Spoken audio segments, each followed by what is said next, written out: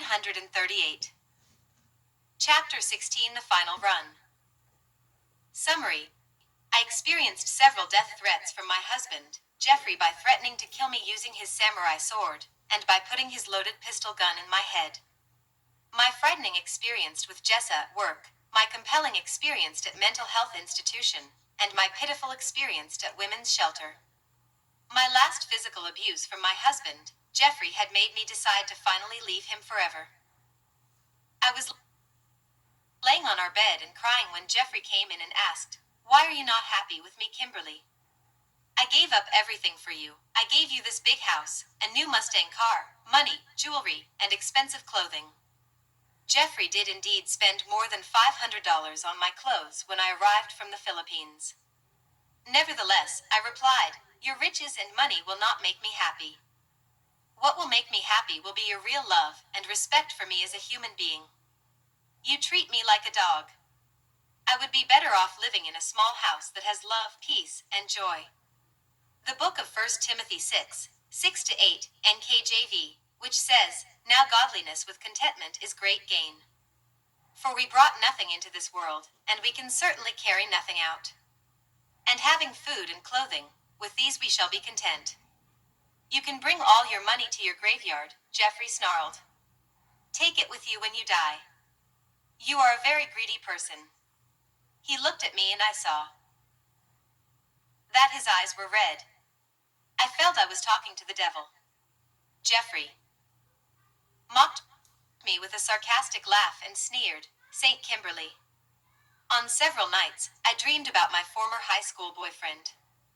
He had been haunting me in my dreams many times ever since I left him. I now tried to be honest and open with Jeffrey since I treated my husband as my best friend. It never was my intent to hurt him at all, and I thought he would not mind me talking about my ex-boyfriend. "Honey, I had a dream about my ex-boyfriend last night," I started. Jeffrey frowned and looked angry. "You must be thinking about him all the 139 time," he replied as he walked toward his oldest son's bedroom. "No, that is not true. He has been haunting me in my dreams ever since I left him." Jeffrey lay back down on the bed and put his left arm over his forehead, crying. "How come I cannot own your whole life and soul?" he asked. I became terrified when he asked me this kind of crazy question. I had goosebumps all over my skin, and I felt I was talking to the devil. "I gave my whole life to you, but not my soul," I answered. I already had given my soul to God. Then I left him and returned to the living room. On the next day, my Filipino friend, Jessa, who was supposed to pick me up and take me to work, left without me, assuming that I was still sleeping. I was so disappointed and worried about missing my work on that day, so I went right away upstairs, woke up Jeffrey, and told him my problem. He immediately yelled at me, "What? You are an idiot. How can I give you a ride? We have 2 kids here. I cannot leave them. You know that is illegal. Your friend must have got tired of you, because you are such a worthless person." The book of Proverbs 18:21, NKJV, which says, "Death and life are in the power of the tongue, and those who love it will eat its fruit." "Well, if you do not give me a ride, I will lose my job." Hearing those words, he got incredibly angry, ordered me to get into the car, and then drove our Mustang recklessly.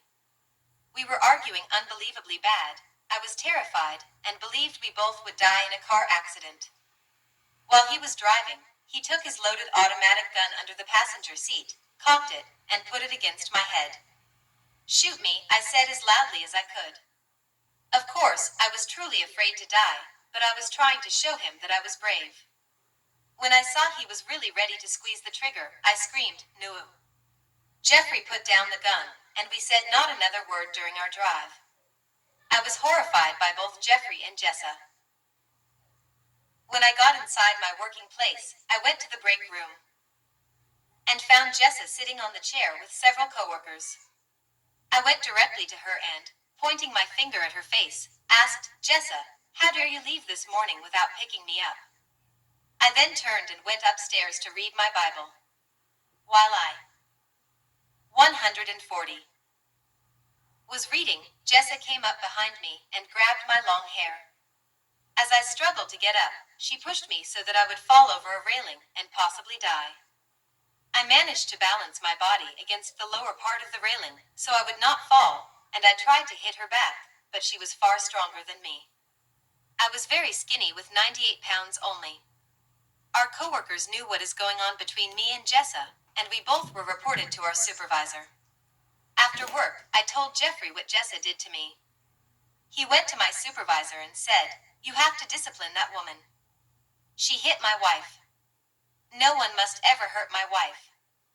That statement impressed me. I was happy that he came to my workplace to defend me. However, I thought at the same time, he told my boss that no one can ever hit me. He should have said, "No one can ever hit my wife but me." That night, while I was in the kitchen, worried and stressed, out in the back of my mind I heard myself saying, "You are ugly, Kimberly, ugly and worthless. Your relatives in the Philippines and your husband hate you. If I were you, I would take all your sleeping pills tonight and hope to die. Then all your loved ones will regret why they mistreated you. They will change their minds about you after you die." The book of John 10:10, NKJV, which says, "The thief does not come except to steal, and to kill, and to destroy. I have come that they may have life, and that they may have it more abundantly." Killing oneself is a sin. Let us read several Bible verses. In Exodus 20:13, NKJV, which says, "You shall not murder." Also, in the book of Galatians 5:21, NKJV, which says, "Envy, murders, drunkenness, revelries, and the like, of which I tell you beforehand, just as I also told you in time past, that those who practice such things will not inherit the kingdom of God." Lastly, in the book of Revelation 21:8, NKJV, which says, "But the cowardly, unbelieving, abominable, murderers, sexually immoral, sorcerers, idolaters, and all liars shall have their part in the lake which burns with fire and brimstone, which is the second death." I was tempted to agree with evil thoughts. Okay, I told myself softly, I will take the whole bottle of my sleeping pills. 141. Tonight. The book of 2 Corinthians 10:5, NKJV, which says, "Casting down arguments, and every high thing that exalts itself against the knowledge of God, bringing every thought into captivity to the obedience of Christ." Immediately, I heard in my head a voice, I think it was God's voice, asking me, "Are you sure you are ready to go to hell?" When I answered no, the voice continued, "Talk to your supervisor, and get help." The book of John 10:27, NKJV, which says, "My sheep hear my voice, and I know them, and they follow me." At work in the morning, I was called by my supervisor to talk about yesterday's fight. I told him the whole story, and he warned me that what I did to Jessa was a crime, an assault. He told me I could be fired. He also said Jeffrey had come to the plant yesterday, which I had not known, and talked to him. I then told my supervisor more of the story, going back several days. I also admitted I had a suicidal thought, and was ready to kill myself. He frowned and asked, "Would you be willing to get help?" I nodded and said, "Yes." A couple of minutes later, 2 security officers came into the office. They accompanied me to their car and drove me to a nearby hospital. Inside the emergency room, a nurse handed me a questionnaire and asked, "Why are you here?" She listened to me for a minute or two, and then led me to another waiting room, and said she would send in a doctor, a psychologist, to talk with me. The security officers left, and I sat alone in the waiting room asking myself what my husband's reaction would be if he knew that I might be getting help from a psychiatrist. Jeffrey had once warned me that if I talked with a psychologist, I would not be able to become a nurse, because he wanted me to get into the nursing profession. Actually, Jeffrey only wanted me to help him with our finances. He had told me that if I would make lots of money, then he could just sit around doing nothing but wait to spend my earnings. I had become angry, and I had thought what an evil man he truly was, but despite the cruel things he did and said to me, I still was very willing to help him in any way I could. I must help myself first before I can help others. The book of Matthew 22:39, NKJV, which says, and the second is like it, you shall love your neighbor as yourself. I. 142. Admitted, as I waited for 30 minutes to see a psychiatrist. He asked me to tell him about my whole story. After our conversation, he asked if I would like to call my husband. When I nodded, he dialed our home and handed me the telephone. Honey, I spoke up, you need to come to the emergency hospital right now. What happened? He asked in alarm.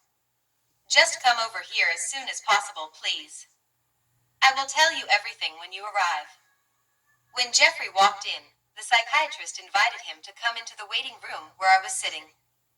The psychiatrist left me, and Jeffrey screamed at me for 30 minutes, asking me why I needed to go to a mental institution.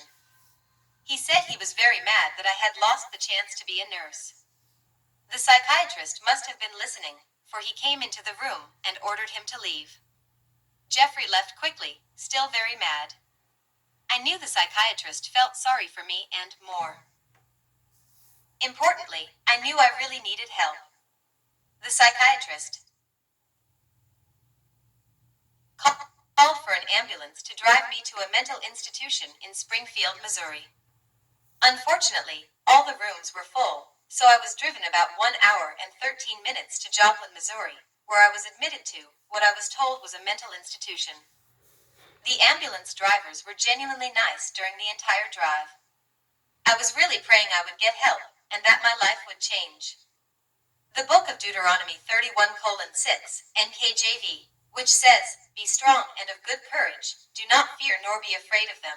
For the Lord your God, he is the one who goes with you. He will not leave you nor forsake you.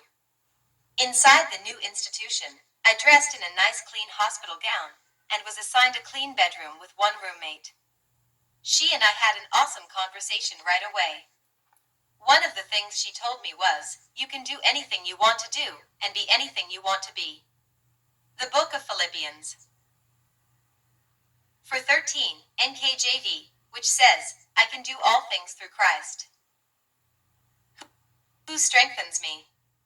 Then she asked me why I had come to this institution, and I told her the whole story. After a while, a nurse came and talked to me and asked about my past life, and how I came to be in this room. I told them. 143. Same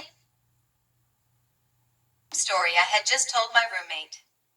All the time, the atmosphere was very peaceful, and I felt more and more rested and relaxed. That felt so nice. The next morning, as I went into the hallway to get my breakfast, I felt a return of emptiness again. I was sorry for myself that I ended up here, but I did the best I could to get over my sadness, because deep inside my heart I knew that everything now would be fine, that I would be mentally and emotionally healed, and that I would be better after the long storm and darkness in my life. I had a counseling session every day, and as I talked more and more with my roommates and other new friends, I realized that all my co-patients seemed to be as mentally and emotionally screwed up as me, but we were not crazy. On the other hand, I was encouraged to know that I was not alone in the world of depression. I encouraged my new friends not to waste their lives but to be optimistic about the future. They all seemed to like me, and we played board games like Monopoly together in the evening until I was discharged. This was a restful time for me during which I began to get my mental life back in order. In my society, some who are less educated will think that once you are in a mental institution, you will be considered crazy. What a very stupid idea. Absolutely not. Depression is one of the greatest mental diseases that needs to be cured. Most of my co-patients had severe depression, like me. They were not crazy at all. They talked and behaved like normal human beings. Since going through treatment for depression, I can truly recommend it for anyone, particularly women, who need help in reconstructing their lives. The book of Romans 12:2, NKJV, which says, and do not be conformed to this world, but be transformed by the renewing of your mind, that you may prove what is that good and acceptable and perfect will of God. Those like me who need help most often have a loving heart, and are crying out to live whatever a normal life may be.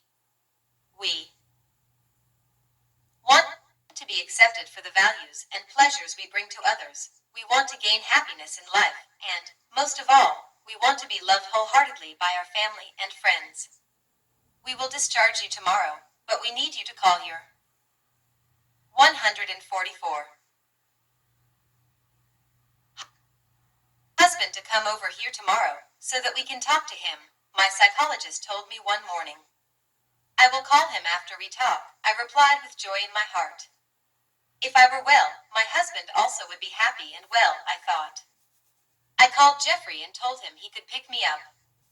I was so excited to see him again. Jeffrey arrived in a few hours.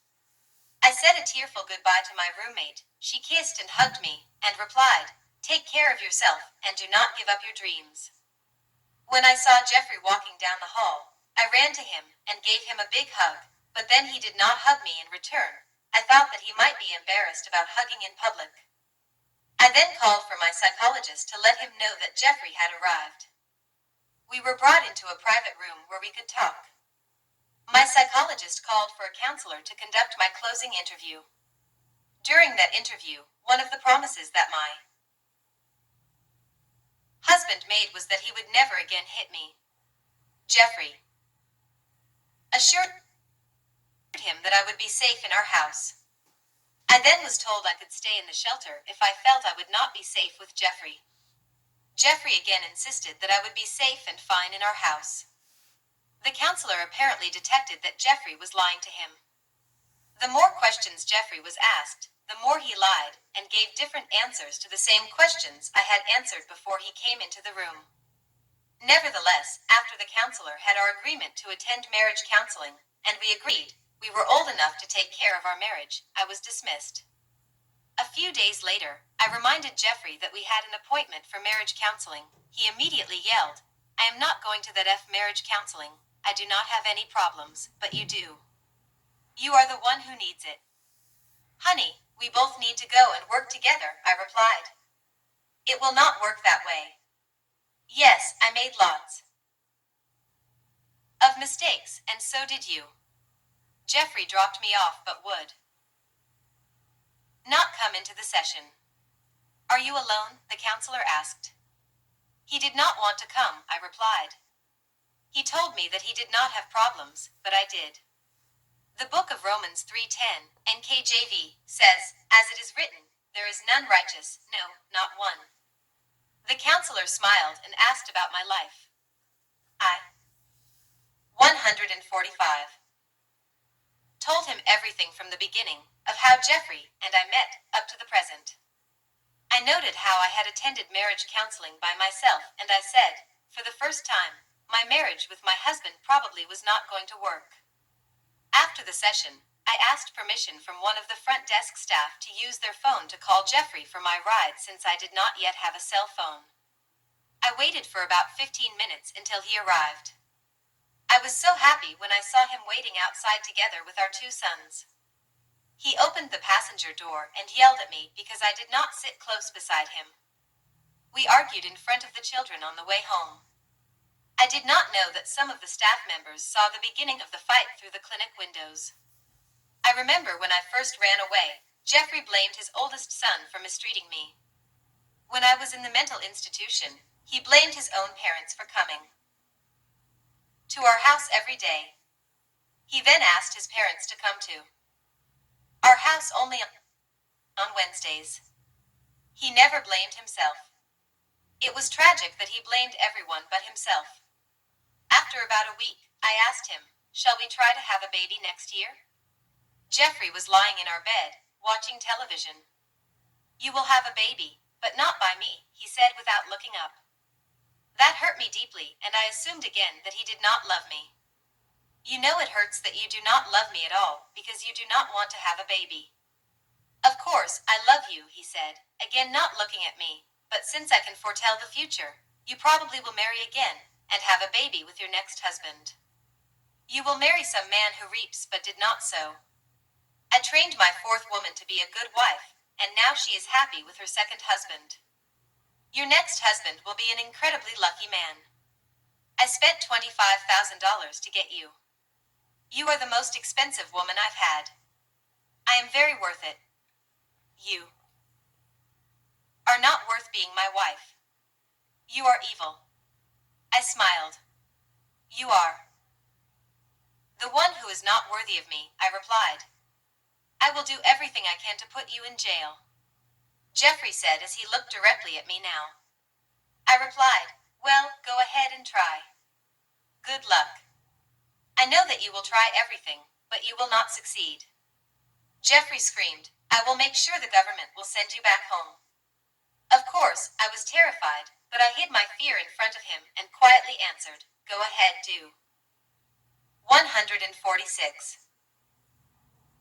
What you believe you must do. If you leave me, I will kill your family in the Philippines, and then I will kill myself. Obviously, he would never kill himself.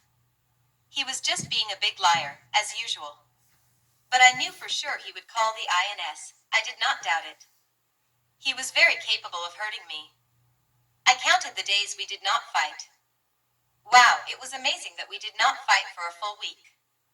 Our relationship went more smoothly until his mom called one day to tell us that Jeffrey's older son had passed out on their driveway.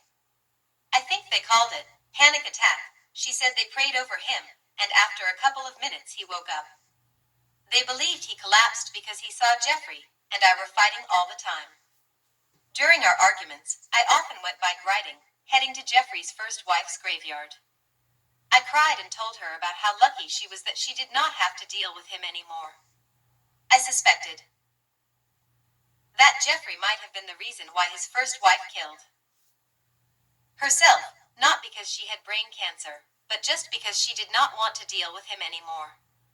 Her sister told me that he had been really cruel, emotionally, and verbally abusive to her deceased sister. At one time, when I told him that what he was doing to me was verbal abuse, he asked me how I came to know that phrase. I told him that I learned the phrase from watching television shows. Honey, tomorrow is my green card interview. Would you like to come with me? I asked the next week. Why do you not just cancel your interview? He snapped. I am extremely sick. It has been a week now that I have not gone to the bathroom. Just tell them that I cannot go with you and cannot give you a ride. I was extremely disappointed, but I thought it probably was God's will. I contacted the INS to cancel my interview, and I then was confused over what to do. My mind was somewhere else as I thought hard about whether I needed to leave my evil husband or to stay with him even though I was miserable. I was meditating on this problem when I heard a television pastor say, your life will be miserable if you live with a miserable person. It made sense to me, but I was scared because Jeffrey had threatened me many times that his friends overseas would kill my family in the Philippines if I left him. 147. He confessed that he was afraid to live alone because one of his friends wanted to steal his money, his guns, and everything he owned. He said he wished only to secure his wealth for me, for himself, and for his older son. Nothing was to go to his younger son, though, as Jeffrey held a grudge against that son's mother. Getting back to my work at the folding machine, as I emptied a large basket one day, I saw a silver necklace at the bottom with an oval silver pendant. When I examined the pendant closely, I discovered scriptures from the book of Joshua 1:9 NKJV that read, Have I not commanded you? Be strong and of good courage, do not be afraid, nor be dismayed, for the Lord your God is with you wherever you go. Assuming that the necklace had been thrown away, I put it around my neck and thought that God might be telling me to leave Jeffrey, and was promising to be with me whenever I needed him. I then promised myself to leave Jeffrey for good. If he hit me again. It was June 6, 2006, when I went home from work around 3:30 p.m. and lay down to take a nap.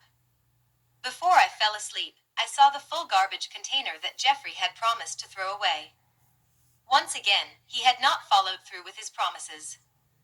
After my nap, I said to Jeffrey, "I will not buy more groceries or cook more meals for you anymore because you will not help me keep our home clean." I was really tired of him not doing anything around the house for more than 1.5 years, not even helping me with little household chores, and not being willing to take me to work. Not surprisingly, Jeffrey instantly became upset, got up from bed, and yelled, "You should not talk to me that way." He then grabbed my long hair, twisting it tightly and hurting me badly. He yanked me through the hallway, up to the kids' bathroom, then pushed me really hard from the hallway down the stairs. I tried to use my right hand to grab his shirt, and my left hand to hold the bathroom wall just to keep from falling down the stairs. Jeffrey slapped me several times on my face and head as he had done many times before. He hit my head with the palm of his hand, and I hit him back. Our older son came upstairs and 148 said, "What is going on?" he shouted. We ignored him and continued arguing and hitting each other. Jeffrey suddenly saw the necklace I was wearing. He snatched it from me and yelled, "Where did you get this? From your boyfriend?" I yanked the necklace from him because he was hurting my neck, and I was choking as he tightened his grasp. I did try the absolute best to grab his shirt, slapping his face and head really hard. Unfortunately, I was powerless, and he knocked me down. He then grabbed my feet and lifted me up until my head was pointing to the ground and dropped me hard to the floor. Not contented with what he had done already, Jeffrey pounded my head on the floor, and then on the wall, kicking my legs hard again and again. I really thought I would die. After he was finished, he yelled, "Why are you condemning me?" Through my tears, I replied, "It is not me who is condemning you, it is my God. I guarantee that you will not be successful in anything you do." Jeffrey went to our bedroom right away. "Get out in my life forever," he shouted, slamming the door and locking it. I considered for a moment knocking on the door, but I changed my mind and went to the laundry room where I put my purse with my passport, wallet, and a bit of makeup on it. Then I put on my shoes. I grabbed my purse and ran from the house as quickly as I could. My older stepson followed on his bicycle yelling, "Hey, come back home." I replied, "Stay away from me. Do not get involved with this. This is my life. Leave me alone." My older stepson continued to follow me on his bike as I headed to his friend's house. He then yelled, "Watch out," and left me alone. I continued to run as fast as I could into a nearby yard, and the cover of some trees from which I called for help from a man who was working in his garage. He asked me to come into the garage. I tried to do so without Jeffrey seeing me, even though I was not certain if he was outside yet. The man said he would go inside and call his wife, who was at work as a police officer. He offered to get me something to drink and eat. While we waited for his wife to come home in about half an hour, I told him my problem. When his wife arrived and talked with me, she said, "You need to file charges against your 149 husband." "No, I do not want to do that," I replied. "I do not want any police officers to get involved with this problem. I love my husband very much, and I am also worried about my stepsons, especially the youngest one. He has health problems and needs attention." The police officer and her husband told me, "You need to move on with your life. You are noticeably young, and you have a better life future ahead of you. Do not stay with this kind of situation." "Yes, I know," I replied, "but what about my stepkids?" "These are not your kids, they are his kids," was the answer. I was quiet, thinking that her husband was right. I really did need to move on. I decided not to try to put him in jail for his children's sake, however. The police officer called one of the women's shelters in Springfield, Missouri, and then drove me there for my safety. I thanked her and her husband for their help and entered the shelter, where I was interviewed right away and asked if I wished to press charges against Jeffrey. Once again, I declined for the sake of the children. Then they asked for permission to take pictures of the bruises all over my body the following day. I agreed with that. After my interview, I called my aunt in Arizona and explained where I was and what had happened to me. She suggested I stay with them then for a while. On the following day, June 7th, 2006, after the staff of the women's shelter took pictures of my bruises, I called Gloria, my friend and co-worker, to give me a ride to the Springfield police station where I wished to report my beating.